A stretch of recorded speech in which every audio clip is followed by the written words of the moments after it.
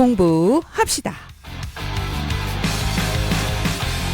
네, 우리 브라보 마이 라이프 애청자 여러분과 함께 공부하는 시간입니다. 오늘 또 법률에 관한 이야기 저희에게 또 공부 함께 해주실 분 오셨습니다. 제인정 법률사무소의 제인정 변호사님 모십니다. 안녕하세요. 네, 반갑습니다. 안녕하세요. 반갑습니다. 사실 요즘 굉장히 좀 많은 분들이 걱정도 하시고 바쁘시죠, 변호사님?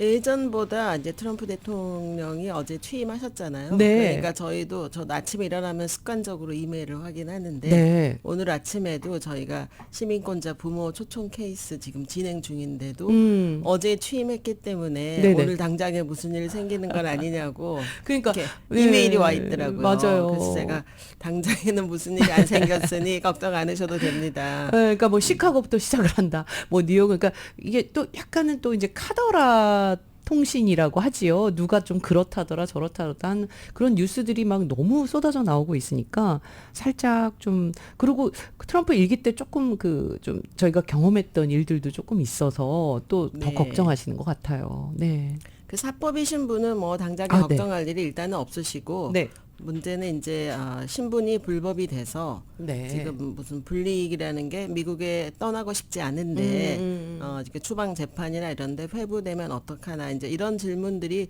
과거에 비해서 좀 많아진 게 사실이에요. 네. 근데 이제 제가 봤을 때는 네네. 이 추방하는 절차가 그렇게 간단하지가 않고 그렇죠. 이미 추방 재판 후 회부돼 있는 불체자들이 지금 200만 명 가량이나 지금 진행 중이고요. 또 그 재판에 출두하지 않거나 재판에 출두했더라도 네. 영주권 받을 길을 증명을 못해서 추방 명령을 받았으나 이 추방 명령을 받아도 여러 나라에서 오고 특히 바로 아래에 있는 멕시코, 뭐 온두라스, 뭐 니카라가 이런 남미에서 온 사람을 포함해서 세계 각국에서 온 추방 명령 받은 사람들을 네. 정부가 비행기를 태워서 그 나라까지 다 보내고 하는 것도 시스템상 잘 돼 있지 않아요. 쉽지 않죠. 그래서 140만 명 정도는 이미 추방 명령이 난 상태에서도 또 미국에서 계속 살고 있는 거예요. 그렇죠, 그렇죠. 그래서 제가 보면은 트럼프 행정부가 그 발표한 그 네. 내용들을 이민법인 측면에서 이렇게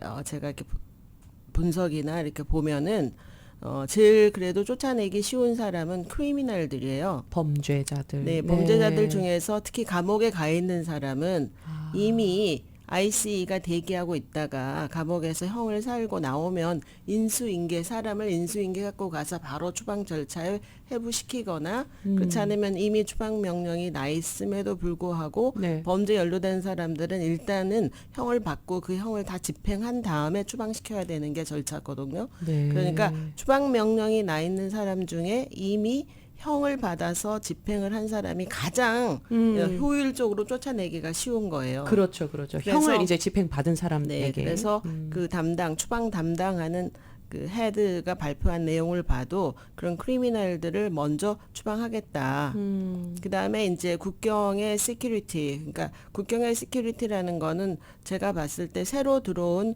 미립국자를 뜻한다고 보시면 돼요. 네. 네, 그런 사람들에 대한 단속, 추방 절차 이런 것들을 더 신속하게 빨리 내겠다는 뜻이 많이 포함되어 있기 때문에 제가 말씀드린 것처럼 그리고 모든 이 법적인 일을 행하는 데는 많은 예산이 필요해요. 네네. 근데 바이든 행정부가 그런 예산을 확보해 놓지 않았기 때문에 아마 연방 국회에서 또 상원 하원 이런 데서 스페셜한 버짓이 얼라하기 전에는 actually 이런 사이드 비짓이나 이런 것들이 정해진 예산 안에서만 집행을 해야 되기 때문에 네. 상당한 기간이 필요할 걸로 저희가 볼 때는 생각이 들어요. 그리고 주정부가 또 협조를 해야지 연방에서도 이런 업무를 잘 할 수가 있는데 뭐 불법이신 분한테는 다행히 캘리포니아 같은 경우는 연방에 협조하는 그런 법 제도가 지금 아니고 또 불체자들이 범죄 연루되지 않는 한은 신분 같은 거를 좀 보호해주고 있기 때문에 이렇게 생각하는 것처럼 내가 지금 불법이면은 조만간에 뭐 집에 갑자기 사람이 쫓아와서 날 잡아간달지 그런 일은 당분간은 생기지 않을 걸로 생각합니다. 이미 추방 명령 받은 사람들이 1순위고요. 그렇죠. 그다음에 범죄해서 지금 감옥에 가 있는 사람들 이런 사람들 다 1순위죠. 그다음에 테러나 이런 국가의 내셔널 시큐리티, 보도 시큐리티 이런 데 연루돼 있는 사람들 그런 사람들이 당장에는 타겟이고 제 개인적인 생각에는 이제 그런 대상에 있는 사람들도 4년 동안 다 쫓아내는데 버거울 정도로 너무나 많거든요. 그것도 만만치 않은 그러니까 작업일 것 궁극적으로는 같아요, 일단. 이제 합법이 될 수 있는 방법이 있으신 분들은 네. 하루라도 빨리 영주권 신청을 해서 합법적인 신분을 갖게 되시면 이런 모든 불안에서부터 이제 벗어나실 수가 있겠죠. 그렇죠. 그중에 이제 가장 신청을 많이 하는 케이스들이 뭐 결혼을 통해서 영주권 받는 게 항상 제일 많거든요. 그렇죠. 결혼을 통한 영주권 신청 그리고 네. 조건부 영주권 뭐 이런 것들. 네. 예. 근데 이거는 이제 미혼만 해당 사항이 있으니까 그렇죠. 뭐 이미 가족이 와 있다 할지 전가족이 체제 신분이 없다 할지 이제 이런 분들은 또 다른 방법들을 찾아야 되겠죠. 근데 이제 그 방법이 생각보다 또 쉽지는 않아요. 그렇죠. 결혼을 통해서 이민하는 거는 이제 미혼일 때만 이제 가능하지만 그래도 변호사님 가족 초청 이민 중에서는 이 결혼 비자로 일단 영주권 신청이 가장 많이 차지를 하지요, 비율이. 네, 하여튼 미국에 이민해 오는 숫자가 이제 1년에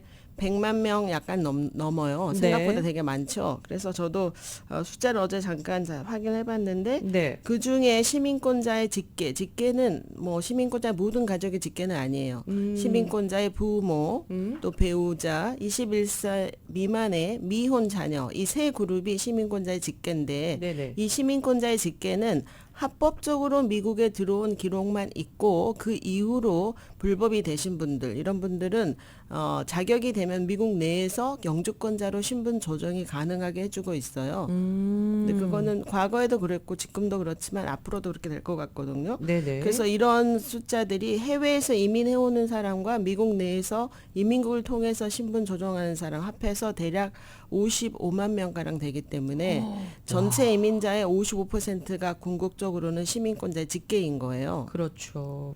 그리고 가족 소청을 통해서 이렇게 시민권자 21세 넘은 자녀가 1순위고 2순위는 영주권자의 배우자 21세 미만의 미혼 자녀거든요. 네네. 또 3순위는 시민권자의 기혼 자녀들이에요. 4순위는 시민권자의 형제 자매들이거든요. 네. 이 모든 숫자들이 다 합해서 22만 6천 명 정도가 매년 코타가 할당돼 있는데 이제 이민을 해오고 있다는 뜻이고요. 그렇죠. 가족 관계가 없는 사람들은 궁극적으로 잡 워퍼나 본인의 특별한 뭐 이런 활동 예술가, 과학자, 뭐 이런 연예인들서부터 포함해서 뭐 체육인들 이런 사람들이 이민해 오는 1순위. 그다음에 뭐 2순위 같은 경우는 석사 학위 이상의 소지자들이 전문직으로 취업 이민해 오는 거. 또 3순위 안에는 학사학위를 필요로 한 전문직과 2년 경력 또는 전문 대학교 학위를 필요로 하는 그런 스킬드 워커, 숙련공.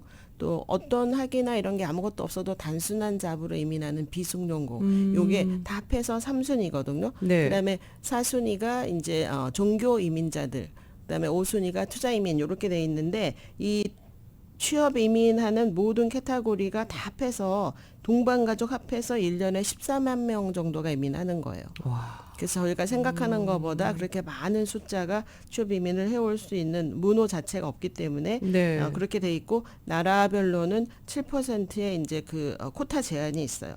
나라 코타 제한을 받고 있는 나라는 중국과 인디아, 멕시코, 필리핀 이렇게 네 나라거든요.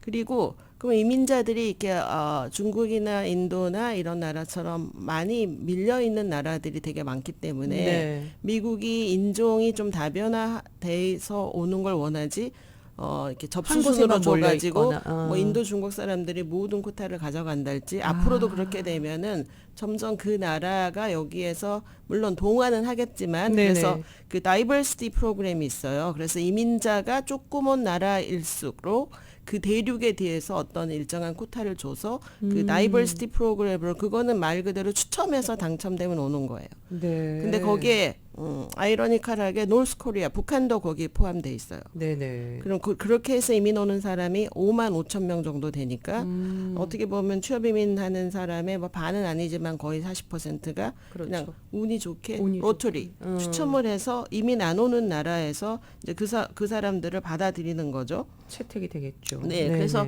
요렇게 제가 말씀드린 부류를 어제 제가 이렇게 계산기를 합해봤더니 97만 명 좀 넘는 거예요. 오. 근데 나머지 사람들은 이제 정치 망명자가 너무 많은 거예요, 미국은. 그렇죠. 정치 망명자가 제가 이렇게 어제 잠깐 찾아봤더니 75년서부터 지금까지 정치 망명해서 신분을 취득한 사람이 몇 명이나 될 것 같아요. 뭐 감이 가늠이 안 돼요. 360만 명이니까 굉장히 많은 그 전 세계 모든 난민 뭐 정치 망명 이런 거를 아마 미국보다 더 많이 정치 망명을 허가해 준 나라는 없었던 세계 것 같고 전체적으로. 네. 특히 바이든 행정부 때 아마 트럼프가 어떻게 될지 모르니까 특히 작년 같은 경우는 너무 신청자가 급증을 했어요. 정치 망명 같은 경우도. 그래서 지금 신청자들이 대기돼 있는 이민국의 펜딩 상태 정치 망명 신청자들이 무려 200만 명이나 돼요. 지금 현재요. 네, 파악되고 코비드가 있는. 터졌을 때 2021년도에 가장 조금 정치 망명이 신청이 됐는데 그때 뭐 한 11,000명 정도. 네네. 네. 작년 와, 같은 경우는 상반기 반년 동안에 뭐 거의 5만 5천 명 정도 이렇게 굉장히 많은 사람이 이제 몰려들었다는 뜻이고 그렇기 때문에 지금 정치망명 신청한 사람들도 이민국의 대기 기간이 7년이나 밀려 있어요. 그래서 대통령이 지금 재임을 되셨잖아요. 네, 트럼프 네, 대통령이. 네. 근데 임기 기간은 4년이에요. 4년이죠. 네. 제 얘기는 그 트럼프 대통령님이 이렇게 발표한 실행 가능한 것들이 이미 포화도 그런 과포화 상태에 있기 때문에 뭔가를 금방 바꿔서 가시적으로 지금 이미 일어나 있는 상태를 바꾸는 것 자체는 재임 기간 동안 사실은 4년 쉽지 동안 굉장히 제한적일 것이라고 네. 저희가 실질적으로는 이렇게 예측을 할 수가 있어요. 그러네요. 네, 너무나 일이 많이 밀려 있고 추방 재판도 너무 많이 밀려 있고 그러니까 새로운 사람들을 잡아다가 재판을 하려면은 뭐 디텐션 센터도 있어야 되는데 이미 포화 상태라서 더 이상 집어넣을 디텐션 센터도 없고 그러려면은 이제 더 많은 걸 짓거나 새롭게. 사설 네. 제일하고 이렇게 계약을 해서 하려면 많은 돈이 필요하잖아요. 네. 그러려면 먼저 국회에서 예산부터 확보하고 시행해야 되는 이런 절차니까 아마도 무조건 괜찮다 이렇게보다는 그런 일이 금방 생기기는 여러 가지 이유로 쉽지 않다. 그러니까 이제 그 범죄에 연루되지 않도록 그렇게 그렇죠. 조심하실 필요는 있죠. 범죄 연루되면은 바로 무조건. 첫 번째 프라이어리티 그 타겟팅 대상자가 돼서 네. 추방 재판 위험에 빠져지고 또 추방 재판을 받게 되더라도 추방 재판도 이전에 그 바이든 행정부 이전 오바마 이럴 때는 재판이 1년, 1년 반밖에 안 걸렸는데요. 네. 지금 너무나 많은 숫자가 밀려 있잖아요. 그래서 한 판사님들이 한 케이스를 1,000개에서 1,200개씩 갖고 계시기 때문에 한 판사당 네. 할당되는. 네. 저도 와. 추방 재판을 많이 하고 있는데 재판에 가면은 과거에 다음 히어링 날짜를 3개월 후에 오라 그랬으면 요즘에는 뭐 8개월 후에 오라 그러고 어쨌든 1년 후에 오라 그러고 하기 때문에 평균 추방 재판 수속 기간도 무려 3년이나 지금 소요되고 있어요. 미국 전체 평균 그러니까 수속 그 기간이. 판결이 나기 전까지는 어쨌든 그렇게 쉽게 추방이 될 상황도 안 된다는 거잖아요. 네, 예, 여기 미국 기다려야 오래 살았기 되니까. 때문에 이제 그렇지만 재판이 그렇게 오래 갈 수 있는 거는 뭔가 취업 이민 같은 거 또 가족 추청 이런 거를 해서 내가 이민을 받을 또 이민 비자를 받을 자격이 있는 사람은 꽤 오랫동안 저희가 재판을 진행할 수 있고요. 네. 아무런 연고지도 없고 영주권 받을 길도 없는 사람들은 재판 자체를 길게 끄는 것 자체가 어려워요. 그렇군요. 네. 그래서 그 중에서 이제 불법임에도 불구하고 미국에서 영주권을 주는 캐다고리가 그 시민권자 직계잖아요. 직계. 그러니까 예, 그 직계 그러니까 중에서 결혼 케이스가 35만 명 정도니까 가장 많잖아요. 그렇죠. 그래서 이제 이런 그 결혼할 기회가 있으신 분들은 어떤 사람들이 미국에서 인터뷰할 수 있는지 이런 것들에 대해서 오늘 좀 이렇게 얘기를 조금 더 네네 구체적으로 말씀을 드릴까 생각 중입니다. 알겠습니다. 네. 그러니까 시민권자가 결혼을 해서 영주권을 신청할 경우, 그러니까 네. 근데 그런 경우가 있잖아요. 미국 내에서 결혼 신고를 하는 사람이 있고 또 한국에서 혼인 신고를 또 해서 맞아요. 그런 사람이 조금 다를 수가 있나요? 이민 수속관 지금 현재는 코비드가 터지기 이전에 2020년까지는 한국이나 미국이나 수속 기간이나 여러 가지 면에서 별 차이가 없었어요. 없었어요. 그런데 코비드가 터진 그 3년 반 기간 동안에 거의 1년에서 2년 동안을 시민권자의 직계를 포함해서 미 국무성이 입국을 금지시켰어요. 네. 이민 비자 발급을 아예 하지 않았어요. 네네. 그리고 그 3년 반 동안 가족 초청의 문호도 3개월에서 6개월밖에 풀어주지 않았기 때문에 다 지연이 되는 그런 결과를 낳게 돼서 지금 예를 들어서 시민권자의 이제 결혼을 해서 배우자가 됐어요. 그럼 여기는 이민국의 대기 상태가 평균 1년에서 1년 2개월 정도 밀려 있거든요. 네. LA 같은 경우는. 네네. 근데 해외는 이민 청원서 자체가 지금 54개월 정도, 그러니까 4년 반 동안 적체 현상이 너무 심해서 이민국의 첫 번째 단계인 이민국에서 가족 초청 청원서를 허가를 해주지 않고 있어요. 시민권자 배우자를 할지라도. 네. 그러니까 배우자들이 그렇게 그러면 4년 5년씩 기다려야 되냐. 그러니까 그런 배우자들이 그렇게 오래 기다리지 않기 위해서 해외에 계신 분들은 약혼자 비자라는 게 있어요. 약혼자 비자요. 네. 인게이지를 이미 했으면 우리가 약혼자라고 하잖아요. 네네. 근데 약혼자가 좀 빨리 올 수 있는 비자가 있는데 시민권자 배우자는 수년을 기다려야 된다. 그럼 그것도 좀 형평성의 원칙에 맞지 않기 때문에 그렇죠. 오래전에 시민권자 배우자라 할지라도 이민 청원한 상태에서 K3 비자라는 걸 만들어서 K3 비자. 네. 네. 이민 청원을 하고 이제 대기 기간이 지금 엄청 길잖아요. 네. 그러면 그 청원서 접수증을 첨부해서 K3 약혼자 비자지만 시민권자 배우자예요. 그런 분들은 지금 현재 프로세싱 타임이 I-129F라는 약혼자 청원서를 쓰는데 이민국에서 한 8개월 정도만 허가해주고 비자 발급받는데 한 2개월 정도 더 걸려서 네. 10개월 정도 후에 일단 약혼자 비자를 받아서 미국에 오는 거예요. 근데 제가 말은 쉽게 하지만 절차는 쉽지 않아요. 그렇죠.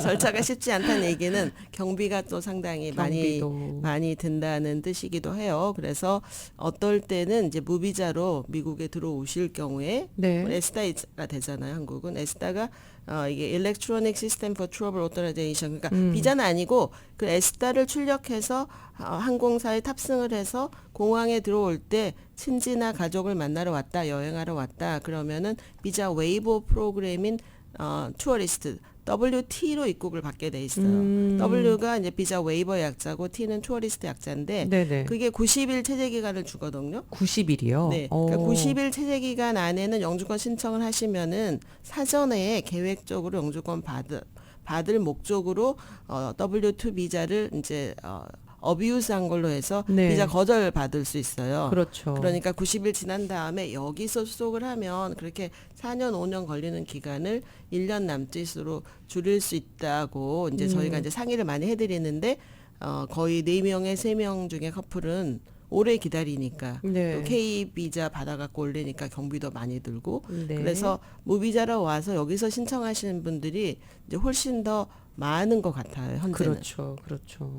그렇지만 이제 미국에 이미 들어왔어요. 그래서 네. 꼭 무비자가 아니더라도 한국은 무비자가 2008년도에 됐어요. 그러니까 그 이전서부터 여기 사시던 분들이나 또 유학생들도 되게 많잖아요. 유학생들도 학교를 다니다가 어떤 연유든지 본국에 돌아가지 않고 학업도 중단하고 또 예를 들어서 뭐 이투 비자로 내가 투자 비자 했는데 생각처럼 비즈니스가 여의치 않아서 계속 운영을 하다가 뭐 도저히 안 되겠다. 그래서 학생 신분이 이렇게 우리가 변경한 분들도 있지만은 그냥 아웃 오브 스테러스 내가 불법으로 여기 살다 보면 무슨 언젠가 구제될 날이 있겠지 막 이런 분들 그러니까 그냥, 체제 신분이 이제 스테러스가 아웃됐다 그래서 저희가 아웃 오브 스테러스라고 불러요. 그래서 우리가 이제 언다큐멘티드 에일리언 신분이 없는 상태 외국인 이제 그 신분이 아웃돼 있는 분들, 이런 분들이 이제 우리가 얘기하는 불법으로 체제하신 분들인데, 네. 이런 분들은 합법으로 일단 들어왔다가 오버스테이를 하셔서 불법이 되신 분들은 시민권자 직계는 모두 다 미국에서 인터뷰할 자격을 주고 있어요. 그렇죠. 아무런 페널티가 없고 합법인 사람하고 똑같아요. 근데 뭐 차이가 있다면 계속 합법적인 신분을 유지하다가 내가 유학생인데 시민권자 만나서 결혼하게 됐어요. 그러면은 아까 5년 전에 불법이었던 배우자랑 무슨 차이가 있냐. 그렇죠. 이민국 수수료나 예를 들어서 수속 기간은 똑같아요. 근데 영주권 대기 상태에서 이제 해외를 왔다 갔다 할 수 있는 퍼롤 비자라는 게 있어요. 퍼럴 비자요. 네, 그러니까 내가 어드밴스 아직 퍼럴 영주권이 나오진 않았지만 네, 뭐 영주권서를 딱 해외 접수하고 영주권서를 접수하면 유학생도 주재원도 L1 비자나 H 비자 2개 빼고는 다 여행을 못 해요, 더 이상. 그거는 뭐 외교관도 다 마찬가지. 영주권 서류가 접수되면 더 이상 그 비민 비자를 사용을 할 수가 없거든요. 네네. 사용을 하면은 영주권을 포기하시면 돼요. 포기하시는 거. 갔다 온 다음에 다시 돈 내고 다시 신청하든지 이런 식으로 하는 거예요. 네네. 근데 내가 불법 기간이 하루서부터 179일, 그러니까 180일 미만이신 분들은 네. 합법인 사람이랑 그야말로 똑같아요. 퍼럴 비자도 받으실 수 있어요. 오. 근데 내가 out of status, 불법인 기간이 불법으로 된 180일이 되는 날서부터 그 이제 오버스테이 하신 분들은 퍼럴 비자 자체를 신청하실 수가 없어요. 근데 기간이 딱 나와 있군요. 네네. 그러니까 한 내가 3개월이 out of 좀 status. 넘는 기간. 근데 제가 F1 유학생으로 있는 분한테 언제 신분이 불법됐냐면은 본인이 불법이 된 줄을 모르시는 분이 80%예요. 내가 이제 그 언제쯤 기간이, 학교를 그 마지막 기간에, 그만뒀다. 그 180 아까 며칠이라고 네, 했었죠? 180일을 계산을 해야 되는데. 예, 근데 그 기간을 잘 모르고 계실 수도 잘 있을 모르니까 거예요. 이제 저희가 그냥 막연하게 학교에, 뭐 네, 3개월 학교에 뭐. 가서 마지막 학교 다녔던 학교에서 세비스라는 전산 시스템에 그 F1을 터미네이트한 날짜가 있어요. 네. 근데 저희도 들어가서 볼 수가 없고 학생도 들어가서 볼 수가 없는데 학교의 DSO가 그 서비스 시스템에 들어가서 자기네들이 며칠 날 F1을 터미네이트 했는지 그거를 확인해서 이렇게 출력을 알려줘야 해서 되는군요. 이제 받아올 수가 있거든요. 그런 그 서비스의 기록을 그래서 우리가 출력을 해서 시민권자 배우자라 할지라도 우리가 이제 불법인 기간이 언제냐, 언제 불법이 되냐 언제부터, 이런 예. 날짜를 써야 되는데 전문가가 아니신 분은 그냥 한국말로 대충 써버리는 거예요. 아니 근데 정말 그 80% 이상이 인지하지 못하고 있다는 것이 좀 놀랍네요. 그러니까 학위를 따시고 뭐 OPT 같은 걸 받아서 그다음에 일정 그 기간이 기간 좀- 동안에 안 나갔다 그런 거는 너무 서류가 확실하기 때문에 그쵸. 서류가 없어도 계산이 굉장히 쉬워요. 근데 학교 다니다가 특히 랭귀지 스쿨 같은데 뭐 이게 좀 까다롭지 않은 학교에 신분 유지 위해서 다니신 분들이 특히 LA 같은 경우는 그런 학교가 많다 보니까 그런 학생도 좀 많은 거거든요. 근데 어느 날 갑자기 여러 가지 이유로 학교를 그냥 그만 안 다녔어요. 네. 그리고 학교하고 커뮤니케이션도 별로 안 하고 그러면은 모든 사람이 모른다는 게 아니라 그런 디그리 프로그램 말고 넌 디그리 프로그램이나 학교의 학사 관리가 좀 소홀한 학교들 이런 학교에 다녔던 신분 유지용으로 실제로 다닌 학생들이 많은데 그런 분들이 그냥 학교를 워낙에 잘 안 다녔으니까 어느 날 그만 학교 뒀는데 본인이 며칠 날부로 그렇죠. 서비스에 언제부터인지. F1이 터미됐는지 모른다 이제 이런 분들이 간혹 있으시니까 이제 그런 분들은 학교에 가서 네. 서비스 터미네이션 날짜를 우리가 확인해서 그게 180이 넘었냐 안 넘었냐 하는 기준으로 이제 그렇게 쓰는 거예요. 그렇군요. 자, 그러면은 어쨌든 이제 이 시민권자의 직계가족, 그러니까 결혼을 전제로 한 영주권 신청이 이루어지긴 하는데, 근데 안 되는 경우도 있나요? 그 어떤 자격이 되지 않는 경우? 물론 그러니까 모든 것이 다 이제 오버스테이, 뭐 아웃 오브 스테이터스, 뭐 이런 기간을 다 지났다고 해도 또 다른 이유로 신청하지 못하는 그러니까 경우가 이제 있나요? 저는 한국 분들이 이제 대다수의 손님이기도 하지만 네. 이제 그넌 코리안들도 있어요. 네네. 근데 이게 멕시코나 이런 나라는 국경을 접하고 있기 때문에 미국에 올 때 처음부터 입국을 받지 않고 그 enter without inspection이라고 이제 법적으로 얘기하는데 네. 입국 심사 받지 않고 들어온 그러니까 미입국 하신 분들은 시민권자랑 결혼한다고 할지라도 해도. 미국에서 인터뷰할 자격이 없는 거예요. 오. 그래서 여기는 혼인을 했더라도 여기서 인터뷰할 자격이 없고 불법 기간이 1년이 넘은 사람이 엄청 많잖아요. 1850만 명이나 미국의 불자자가 지금 살고 있는데 그중에 이제 EWI 이렇게 인스펙션 안 받고 온 사람이 거의 뭐 80에서 90% 되지 않을까 싶어요. 남미에서 온 사람들이 너무나 많고 멕시코에서 온 사람 뭐 타의 추종을 부러워할 정도로 너무 많고 그 사람들이 비자 다 받아갖고 한국 사람처럼 오베스테 한 케이스보다 아예 국경 특히 남쪽 국경을 통해서 미립국 한 사람이 너무 많기 때문에 한국 사람들은 이제 미립국이 2008년 이후로 무비자가 생기면서 많이 줄었죠. 옛날에는 많이 그렇죠. 있었는데 그러니까 그 EWI 하신 분들이 여기서 인터뷰할 자격이 없고요. 시민권자는 결혼한다고 할지라도.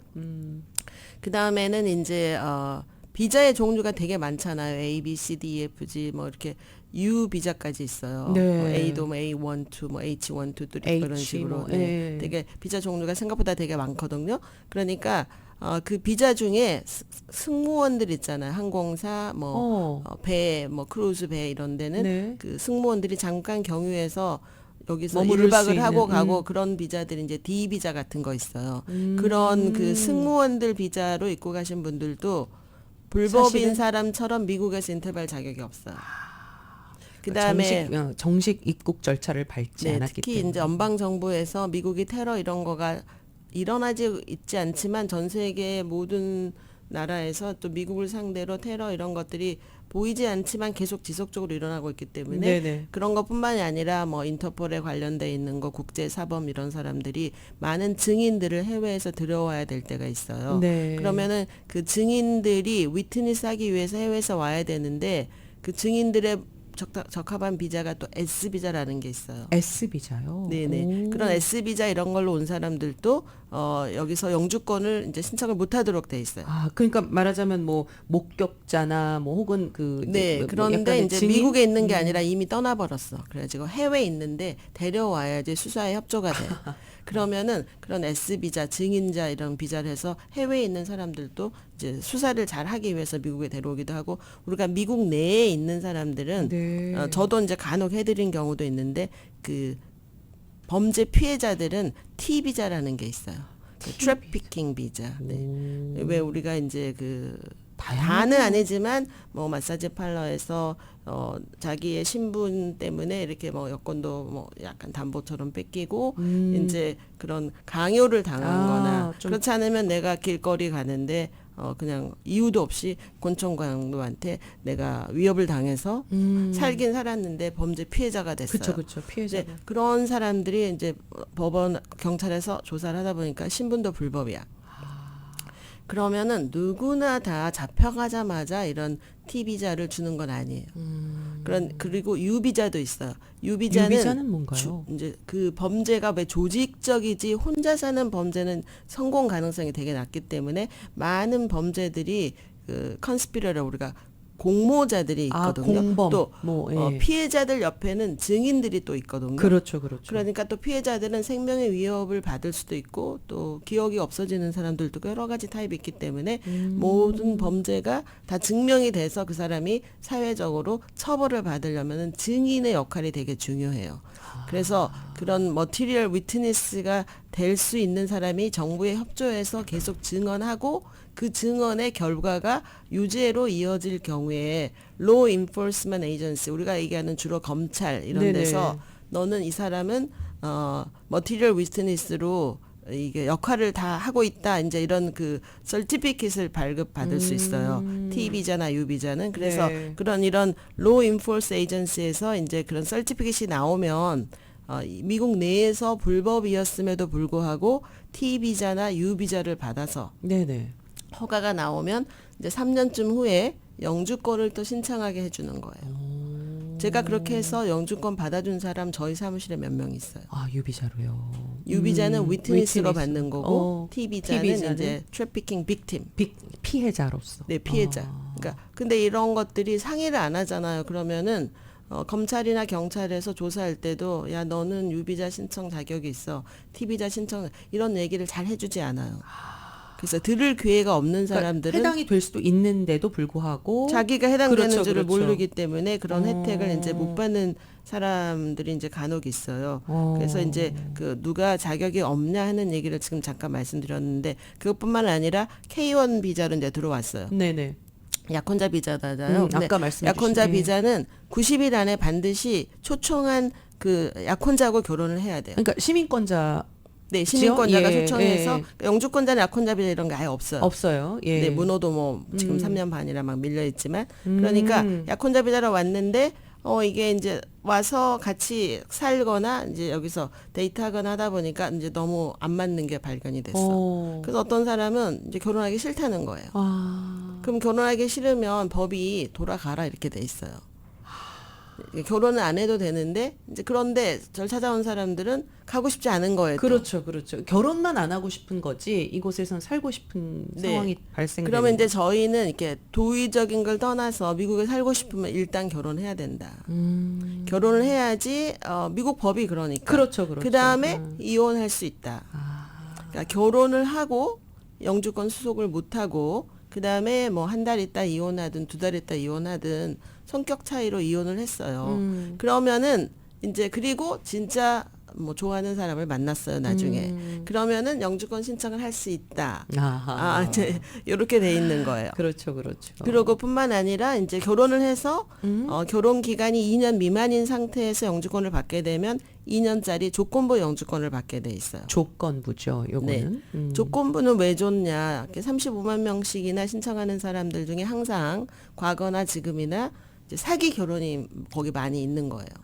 그러니까 모든 결혼 케이스는 영주권 처음에 받을 때 만 2년이 안 되신 분은 무조건 2년짜리 컨디션이 붙어 있는 조건부를 영주권을 받는 거예요. 그래서 우리가 CR Conditional Resident의 약자거든요. 네. 그러니까 그 2년이 상황 안에서 그 2년 안에서는 얼마든지 이게 그러니까 영주권 그러니까 자격 자체가 저희가 그러니까 2년 중에 이제 이혼하신 분들이 또 더 많이 또 있는 거예요. 네. 이혼하는데 진짜 결혼을 좀 이렇게 하이 스탠다드로 다 증명할 수 있으신 분들은 이혼도 하고 그다음에 네네. 혼자서 waiver of joint petition 조건부를 해제하는 청원을 조건부 받은 날로부터 21개월에서 24개월 사이에 해야 되는데 그거를 그 사이 이혼하게 됐어요. 그러면 이혼을 한 다음에 많은 분들은 이혼하면 영주권을 못 받기 때문에 난 참고 살아야 돼 이런 분들을 제가 상담 많이 하는데 그건 사실이 아니에요. 네, 가정폭력뿐만이 아니라 그냥 네. 성격상의 이유라도 뭐 아이를 안 낳았다 할지라도 진짜 결혼을 증명할 충분 서류가 있다는 가정하에 이혼을 하면은 그 조인틀리 파일에서 조건부를 해제하는 거를 혼자서 셀프로 할 수가 있어요. 그런데 이제 도움을 받을 수 있는 그 상황이 분명히 네네네. 있다는 거죠. 그런데 이제 조건부를 받고 뭐 이렇게 조건부 해제도 안 하고 내가 불법이 되신 분들도 있잖아요. 네. 그런 분들은 다시 결혼을 해도 미국에서 인터뷰할 자격도 없어요. 왜? 조건부를 해제해야지만 그게 사기 결혼이 아니라는 걸 이민국이 증명해 주는 게 연방 법이 그렇게 만들어져 있는 거예요. 그렇죠, 그렇죠. 그래서 결혼을 해서 조건부 2년을 받았다 할지라도 뭐 부부간에 이런 여러 가지 사유로 더 이상 결혼 관계를 유지 못하신 분들은 이렇게 전문 변호사들이랑 상의해서 이혼을 하고 이혼한 다음에 충분한 내가 처음에 결혼할 때 enter into marriage 했을 당시에 영어로 bona fide marriage 난 진짜 결혼했다는 거를 증명 서류와 증인의 진술서와 여러 가지 서류들을 다 해서 이민국이 심사할 때 충분한 서류를 제출하면 조건부가 조인트리 파일 하지 않고 셀프 피티션 해도 저희가 다 웨이버 받아주고 저희가 이제 1년에 몇 커플씩 그런 분들이 항상 있는데 저희 사무실 같은 경우는 셀프 피티션을 파일해서 디나이를 받으신 분 한 분도 없어요. 그건 생각보다 저도 이제 저희가 이제 좀 그냥 듣기에는 네. 이제 그런 경우에 그냥 취소가 될 수 있다라는 그런 얘기들을 많은 사람들은 이제 이민국이 가이드라인이 완벽하다고 이제 착각하신 분들이 많은데 이민국은 very 로 스탠다드로 기본만 웹사이트에서 가르쳐주고 있어요. 그러니까 특히 계속해서 결혼 관계를 유지 못할 경우 이민국 심사 기준은 높을 수밖에 없잖아요. 이 조건부를 만든 이유가 너무 가짜 결혼이 많기 때문에 2년은 살아야지. 그쵸. 그리고도 조인 서류나 경제적인 공유나 이런 그 커뮤니티에 관련돼 있는 서류들이 많이 있어야지 이게 진짜 결혼이라는 인정해준다는 법의 개념에서 이런 법이 만들어져 있기 그래서 때문에 2년이라는 조건부를 준 것인데 2년 동안 잘 살고도 서류가 다 각자 있으면은 진짜라는 걸 증명하기가 되게 어려워요. 그렇죠. 그래서 결혼을 하고 나면 많은 분들이 조인트리 그 서류를 최대한 많이 만들어야 되는데 은행 어카운트랄까. 근데 그걸 또 안 여러 하신 분이 가지. 너무 많은 거예요. 집도 한 사람이 살고 있는 집에 결혼해서 들어왔어요. 네. 그러면 리스를 꼭 어멘드해서 같이 이름을 배우자가 넣어야죠. 여기 살고 새로운 리스를 받기는 어렵죠. 이미 리스가 있으니까. 그렇죠. 그러니까 이렇게 동거인이 아니라 이제 배우자로 예를 들어서 갑순이가 사는데 갑돌이가 들어왔어요. 그러면은 갑돌이 조인. 이름이 들어가 있는 조인드 리스 어그리먼을 어멘드를 해서 꼭 만들어야 되는 거예요. 그렇죠. 같이 살고 있다라는 것을. 이민국은 이렇게 변호사랑 만나서 손님이 상담하는 이런 기회가 없고 오로지 95% 정도를 서류 심사를 하는 거죠. 네. 그 서류가 아주 잘 돼 있는 경우는 바이든 행정부 때 저희 사무실은 결혼 케이스의 거의 90%가 노인터뷰로 받았어요. 그러니까 서류를 되게 잘 준비하는 것이 중요해요. 네네. 근데 어떤 분들은 우리가 진짜 결혼인데 뭐가 문제야? 그리고 서류가 너무 이제 안 돼 있는 거예요. 조인 서류가. 그러면은 진짜 결혼이라 할지라도 서류가 너무 안 돼 있으면은 인터뷰 당연히 가는 거고, 인터뷰 간 다음에 그 다음에 또 추가 질문서 받고, 추가 질문서도 서류를 받아도 서류를 보완을 안 하면은 진짜 결혼이라 할지라도 insufficient evidence, 진짜를 증명하시는 서류가 불충분하다는 이유로 거절까지도 받을 수가 있는 거예요. 그래서 네. 이제 저희가 이렇게 혼인한 다음에는 서류를 잘 준비해서 이민국에 제출해야 되는데 결혼증명서 이런 거 이외에도 둘이 같이 살고 있는 조인 다큐멘테이션이 굉장히 중요한 거예요. 서류랑 이퀄리 이렇게 중요한 거예요. 그래서 리스 같은 데다 꼭 이름 집어넣어야 되고 특히 부모님하고 같이 사신 분들 간혹 있어요. 네, 부모님을 모시고 사시는 분들. 아니죠. 이제 얹혀서 사는 젊은 사람들이 많이 있는 거죠. 그러면은 부모님이 뭐 렌트비를 받겠어요. 뭘 받겠어요. 그렇죠, 그러니까 아니죠. 리스 어그리먼도 없고 페이먼도 안 하고 뭐 전화빌도 뭐 다 패밀리 플랜이다. 이렇게 돼 있으신 분들도 저희가 리스를 이왕이면, 만들어서 500불이라도 드리고 이렇게 서류를 만들라고 하는 거예요. 그다음에 전화도 따로 독립해서 만들고 그러니까 뭐 이민국은 같이 사는 의식주 해결하는 걸 보기를 원하는 거니까 그렇죠. 가짜 집에 결혼이 사는 아니라는 네. 것을 증명할 수 그러니까 있는. 리스 어그리먼 없으면은 이제 다 진술서로 설명하고 부모님 거 대신 집어넣고 관계도 증명해야 되니까 서류가 복잡해지는 거죠. 네, 그래서 네. 이런 유틸리티 빌, 뱅크 스테이트먼트, 크레딧 카드, 뭐 밥 사 먹는 거, 장 보는 거 이런 거. 그다음에 가족들하고 만났을 때 사진들, 땡스기빙 때 모였다, 뉴이얼 때 모였다. 뭐 증명할 수 있는 네네네. 사진들. 생일 때 뭐 했다 이런 거 하물며 우리 같으면은 집안에서도 집에 들어간 입구나 파킹랏이나 집에서 간단히 뭐 토요일 아침에 밥 먹을 때도 사진 찍고 네. 그러니까 일상과 진짜 결혼을 최대한 많이 서류로 증명하고 사진으로 보완하고 이렇게 해서 처음부터 서류를 잘 집어넣어야지 이런 추가 질문 같은 걸 받지 않고 영주권을 더 쉽게 받을 수 있습니다. 알겠습니다. 오늘 사실 저희가 이제 뭐 트럼프 2기, 뭐 달라진 네. 이민법 여러 가지 있지만 조금은 좀 안심되는 말씀을 좀 해주셨고요. 당장 뭔가가 이루어지지 네. 않을 거라는 얘기는 해주셨고 또 결혼을 통한 영주권 신청해서 이제 저희가 좀 해당되지 않는 부분들 우리가 또 조금 조심해야 될 부분들을 조금 네. 정리해 주셨어요. 근데 상황이 뭐 다 케이스가 좀 다르니까 직접 좀 전화를 하셔서 전문가와 상담을 하시면서 차근차근 준비하시는 방법도 있을 것 같거든요. 네, 네. 제인정 종합법률사무소 전화번호 하나만 좀 알려주세요. 네, 213-738-0928 213-738-0928입니다. 네, 제인정 종합법률사무소로 여러분들이 좀 전화하셔서 직접 본인의 지금 상황과 좀 맞는 그런 상담을 원하신다면 언제든지 전화 주시기 바랍니다. 네, 오늘 변호사님하고 또 얘기하다 보니까 네. 유익한 시간이었고 시간이 이렇게 빨리 가요. 네. 변호사님. 네. 자, 좀 더 많은 전문 상담을 원하시면 제인정 종합법률사무소로 전화 주시기 바랍니다. 213 아니죠. 213-738-0928, 네. 213-738-0928로 전화 주시기 바랍니다. 오늘 말씀 감사했습니다, 변호사님. 네, 좋은 하루 되세요. 네, 감사합니다.